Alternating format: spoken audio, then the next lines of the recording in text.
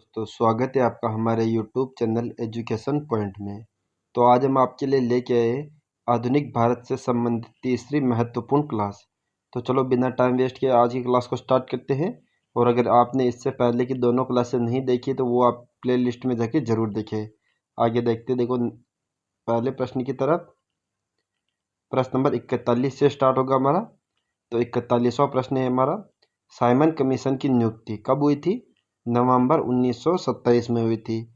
जिसमें कितने सदस्य थे? 5 सदस्य, 6 सदस्य, 7 सदस्य और 8 सदस्य।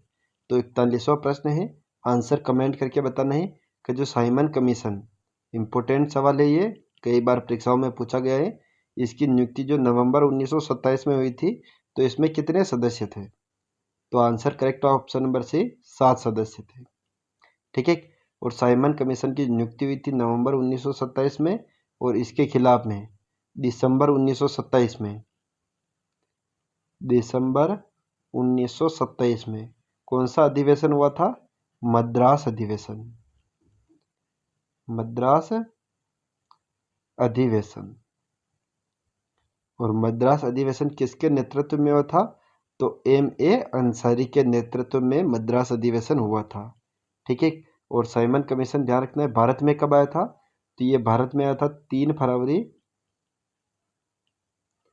1928 को।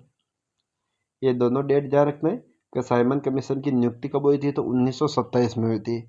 और साइमन कमीशन भारत में कब आया था? तो भारत में आया था 1928 में। और डेट पूछे तो 3 फरवरी 1928 में।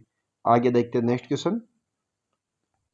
क्वेश्चन नंबर 42, गांधी जी ने व्यक्तिगत सत्याग्रह कब प्रारंभ किया था? 1938 में, 1940 में, 1936 में, 1932 में। तो गांधी जी ने व्यक्तिगत सत्याग्रह ये कब प्रारंभ किया था? तो ऑप्शन बी हो जाएगा 1940 में। ठीक है। आगे बढ़ते next question. Question number 43, Bharat का राष्ट्रीय गान सबसे पहले कब गाया गया था? ये गाया गया था, ठीक है, 20 नवंबर 1925 को, 27 सितंबर 1911 को, 26 नवंबर 1932 को, 25 अगस्त 1945 को। तो भारत का जो राष्ट्रीय गान है वह सबसे पहले कब गाया गया था? तो ये गाया गया था ऑप्शन नंबर बी, 27 सितंबर 1911 को। ठीक है। तो इम्पोर्टेंट प्रश्न है, वेरी वेरी इंपॉर्टेंट प्रश्न है, ध्यान रखना है आपको का भारत का राष्ट्रीय गान सबसे पहले 27 सितंबर 1911 को गाया गया था। आगे देखते हैं next question. Question number 44, Satyarth Prakash की रचना की गई थी? राजा राममोहन राय ने, स्वामी विवेकानंद ने, स्वामी केशवानंद ने, स्वामी दयानंद सरस्वती ने। तो सत्यार्थ प्रकाश इसकी रचना किसने की थी? ऑप्शन नंबर डी हो जाएगा, दयानंद सरस्वती ने। और दयानंद सरस्वती से संबंधित अगर हम टॉपिक देखें तो बहुत ही शानदार है। दयानंद सरस्वती का जन्म कहाँ पर हुआ था? तो गुजरात में। ठीक है। इनकी मृत्यु कहाँ हुई थी? तो अजमेर राजस्थान में। ठीक है। इनके बचपन का नाम क्या था? तो इनका बचपन का नाम या मूल नाम था मूल शंकर। ठीक है। इनके गुरु का नाम क्या था? तो इनके गुरु का नाम था विरजानंद। ये प्रश्न भी आपको ध्यान रखने हैं दयानंद सरस्वती से संबंधित कि इनका जन्म हुआ था गुजरात में, इनके मृत्यु हुई थी अजमेर राजस्थान में, इनका मूल नाम था मूल शंकर, इनके गुरु का नाम था विरजानंद, और इन्होंने कौन से नारे दिए थे? तो दयानंद सरस्वती के बारे में ध्यान रखना है का वेदों की ओर लौटो। वेदों की ओर लौटो ये नारा किसने दिया था? दयानंद सरस्वती ने दिया था। ठीक है। और सत्यार्थ प्रकाश की रचना भी स्वामी दयानंद सरस्वती ने की थी। और एक और समाज की स्थापना की थी, आर्य समाज की। आर्य समाज। आर्य समाज की स्थापना भी स्वामी दयानंद सरस्वती ने की थी। कब की थी? 1875 में। इन प्रश्नों के बारे में भी ध्यान रखना है आपको। आगे देखते हैं नेक्स्ट क्वेश्चन। क्वेश्चन नंबर 45, भारतीय ब्रह्म समाज की स्थापना कब हुई थी? 1862 में, 1864 में, 1866 में, 1868 में। तो भारतीय ब्रह्म समाज, इसकी स्थापना किसने की थी? तो केशव चंद्र सेन ने। केशव चंद्र सेन ने कहाँ की थी? तो कलकत्ता में। और कब की थी? ऑप्शन नंबर सी 1866 में। ठीक है, तो आगे देखते हैं नेक्स्ट क्वेश्चन। क्वेश्चन नंबर 46, किसने कांग्रेस पर प्रार्थना, याचना तथा विरोध का आरोप लगाया है? विपिन चंद्र पाल ने, लाला लाजपत राय ने, बाल गंगाधर तिलक ने, सुभाष चंद्र बोस ने। तो किसने कांग्रेस पर प्रार्थना, याचना और विरोध का आरोप लगाया है? तो ऑप्शन हो जाएगा सी, बाल गंगाधर तिलक ने। ठीक है, आगे देखते हैं नेक्स्ट क्वेश्चन। क्वेश्चन नंबर 47, भारतीय राष्ट्रीय कांग्रेस ने भारत छोड़ो आंदोलन प्रस्ताव पारित किया था?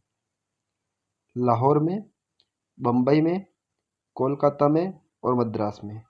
तो भारतीय राष्ट्रीय कांग्रेस ने भारत छोड़ो आंदोलन जो प्रस्ताव था ये कब पारित किया था या कहाँ पर पारित किया था?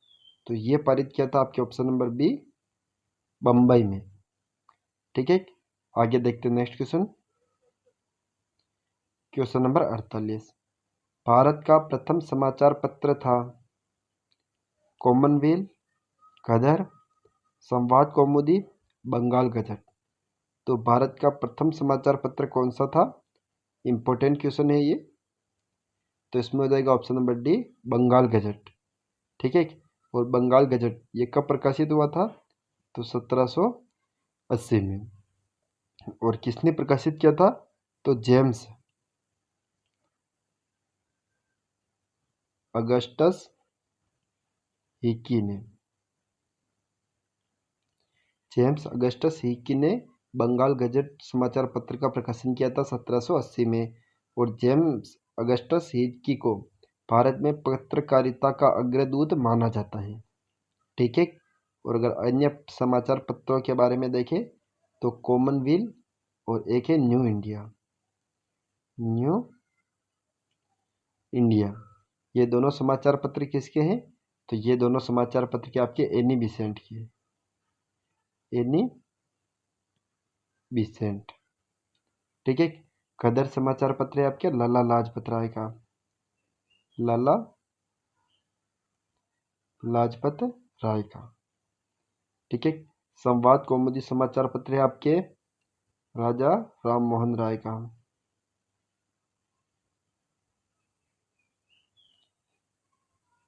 ठीक है, तो ध्यान रखना है समाचार पत्रों के बारे में भी। तो कॉमनवेल्थ तथा न्यू इंडिया ये हैं आपके एनी बिसेंट के समाचार पत्र हैं। गदर समाचार पत्र आपके लाला लाजपत राय का है। ठीक है, संवाद कौमुदी समाचार पत्र आपके राजा राम मोहन राय का है। और बंगाल गजट जो है वह आपके जेम्स अगस्टस हिक्की का है, जो कि भारत का प्रथम समाचार पत्र माना जाता है। आगे देखते हैं नेक्स्ट क्वेश्चन। क्वेश्चन नंबर 49, भारतीय राष्ट्रीय कांग्रेस का प्रथम अधिवेशन कब हुआ था? 1883 में, 1885 में, 1887 में, 1889 में। तो भारतीय राष्ट्रीय कांग्रेस इसका प्रथम अधिवेशन कब हुआ था? ऑप्शन नंबर हो जाएगा बी, 1885 में। इम्पोर्टेंट क्वेश्चन है ये, ध्यान रखना इसके बारे में। और कहाँ पर हुआ था? तो गोकुलदास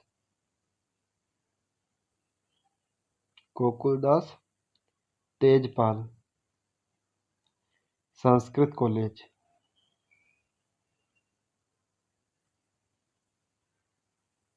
बम्बई में। ठीक है, कौन से कॉलेज में हुआ था? गोकुलदास तेजपाल संस्कृत कॉलेज बम्बई में 1885 में भारतीय राष्ट्रीय कांग्रेस का प्रथम अधिवेशन हुआ था। ठीक है, और इसके प्रथम अध्यक्ष कौन बने थे? तो इस भारतीय राष्ट्रीय कांग्रेस का जो 1885 में प्रथम अधिवेशन हुआ था उसके अध्यक्ष थे आपके व्योमेश चंद्र बनर्जी। इस प्रश्न को भी आपको ध्यान रखना है। और आगे देखते हैं नेक्स्ट क्वेश्चन।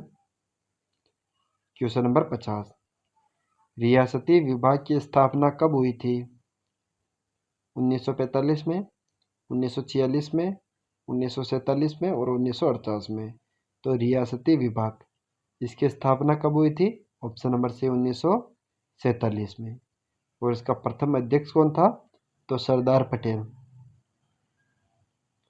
सरदार वल्लभ भाई पटेल इसके प्रथम अध्यक्ष थे। और इसका सचिव कौन था? तो वीपी मेनन। ठीक है, वीपी मेनन इसका प्रथम सचिव था। और रियासती विभाग की स्थापना 1947 में हुई थी। ठीक है, आगे देखते हैं नेक्स्ट क्वेश्चन। क्वेश्चन नंबर 51, विलय की नीति का सर्वप्रथम प्रतिपादन किया था?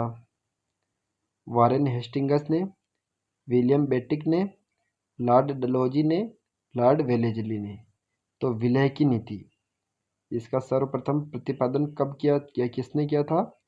तो विलय की नीति का प्रतिपादन किया था option number C, lord Dalhousie ने। ठीक है, और वारेन हेस्टिंग्स के बारे में देखें तो ये बंगाल के प्रथम गवर्नर थे, बंगाल के प्रथम गवर्नर जनरल।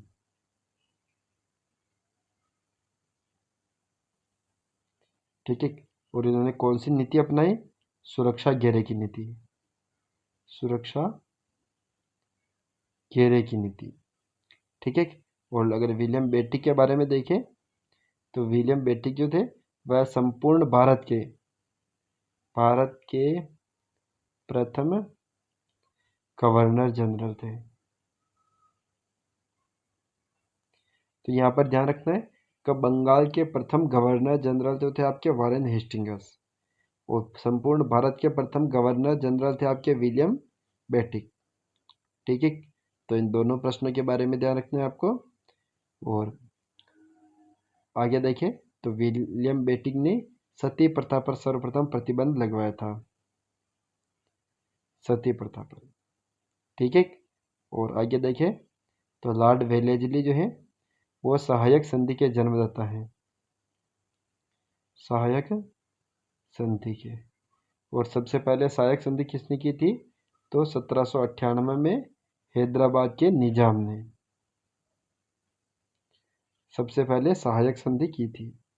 ठीक है, और लॉर्ड डलहौजी के बारे में देखें तो लॉर्ड डलहौजी ने विलय की नीति अपनाई थी। ठीक है, आगे देखते हैं नेक्स्ट क्वेश्चन। क्वेश्चन नंबर 52, भारतीय सैनिकों द्वारा ऑपरेशन पोलो चलाया गया था?